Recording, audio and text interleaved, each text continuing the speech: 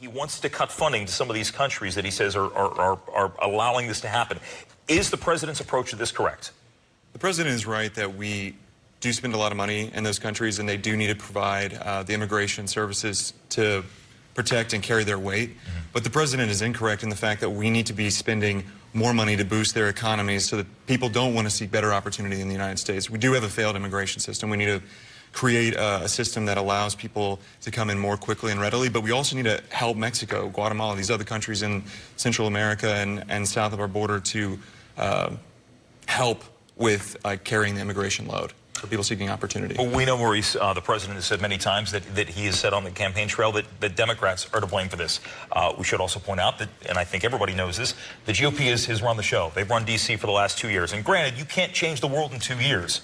But is this something that both parties should feel should shoulder some blame for, or is he incorrect altogether? Well, no, I mean, I think it's important that we have comprehensive immigration reform, and, you know, Democrats are ready to have that conversation. But as you mentioned, the Republicans hold the keys on this. They could have brought forth bills to pass. In fact, there were two GOP bills that President Trump himself backed that didn't move forward under Republican leadership.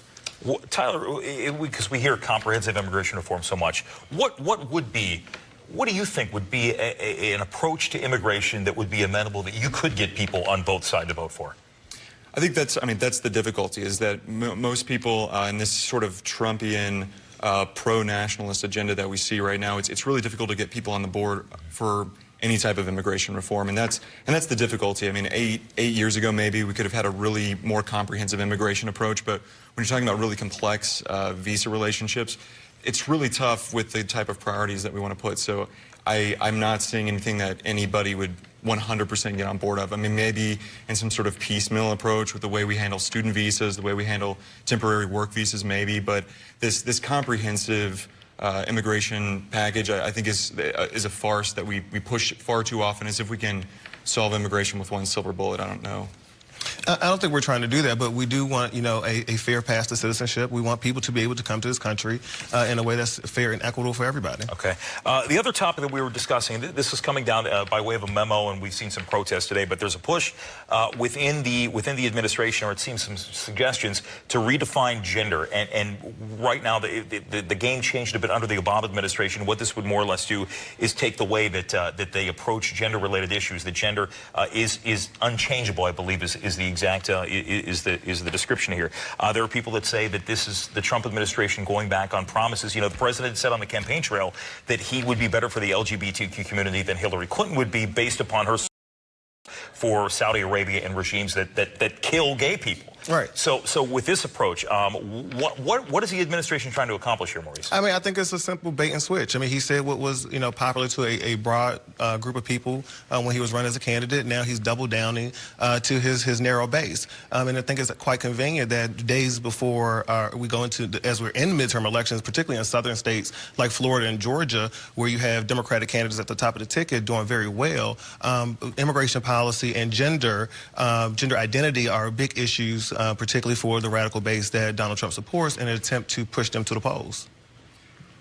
I think it's interesting and important to note that 1.4 million people in this country consider themselves transgender, whether they have had reassignment surgery or whether they just identify as transgender.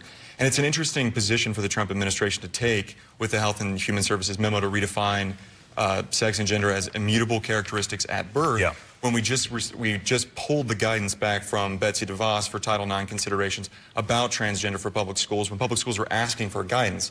I think conservatives are wrong on this.